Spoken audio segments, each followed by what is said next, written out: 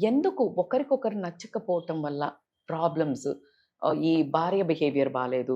అందుకే నాకిష్టం లేదు మేడం. ఎంత దారుణం అండి. ఇష్టం లేకపోతే ఏదో ఒకటి మనం సార్ట్ అవుట్ చేసుకోవాలి. అలా అలా అంతా నెట్టుకుపోవటం కాదు. హ్మ్. మీరన్నట్టు సార్ట్ ఔట్ చేసుకోవాలి. హ్మ్. సో దాంట్లో నచ్చకపోవడానికి ఎందుకు మేడం అందరితో బావుంటాడు. హ్మ్. అందరితో నవ్వుకుంటూ మాట్లాడతాడు. నాతో మాత్రం మాట్లాడడు. నాకు రీసెంట్ టైమ్స్‌లో అట్‌లీస్ట్ ఒక అంటే క్విక్‌గా అనాలంటే ఒక 5, 6 ఉన్నాయి. ఇప్పుడు కేసెస్. ఇమ్మీడియేట్‌గా కేసెస్. హ్మ్. అందరితో బావుంటాడు. పోనీ బాలేడు ఎవరితో అన్నా అంటే కనీసం నేను అర్థం చేసుకుంటా ఆయన మనస్తత్వం అంతా అని. హ్మ్. కానీ నా వరకొచ్చే వరకు బాగోడు హ్మ్. అనేది ఒక కేస్ నడుస్తోంది. సో మీరు బోత్ ద జెండర్ తీసుకోండి. పర్సనల్‌గా ఎవరికైతే అమ్మాయి విలువ భార్య విలువ ఇవ్వకపోతే భర్త సఫర్ అయ్యే వాళ్ళది మీరు అడిగారు కాబట్టికే అదే పాయింట్‌లో చెప్పుకుందాం మనం. హ్మ్. ఎందుకంటే కొంచెం ఇంకొంచెం డీప్‌గా అంటే డిఫరెంట్ టైప్ ఆఫ్ బిహేవియర్స్ ఉంటది. హ్మ్. భార్య ఒకటి కోరుకుంటది. అది ఆ పాయింట్స్ వేరు. హ్మ్. ఫెమినిజం ఒకటి కోరుకుంటది. యెస్. సో వాళ్ళ సెన్సిటివిటీ హ్మ్. అదంతా.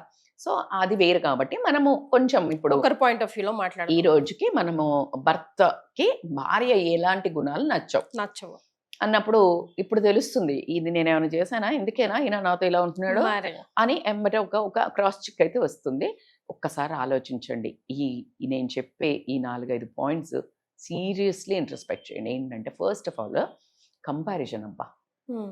నేను నా చిన్నప్పటి నుంచి వింటూ ఉంటాను కదా! మనం పెరుగుతున్నప్పుడు మన ఇంట్లో వాళ్ళు, పక్కోళ్ళో లేకపోతే ఇంటోళ్ళో, ఇప్పుడు ఇంకా పెళ్ళయ్యాక అత్తగారి సైడో వింటూ ఉంటాం కంటిన్యూయస్‌గా. హ్మ్.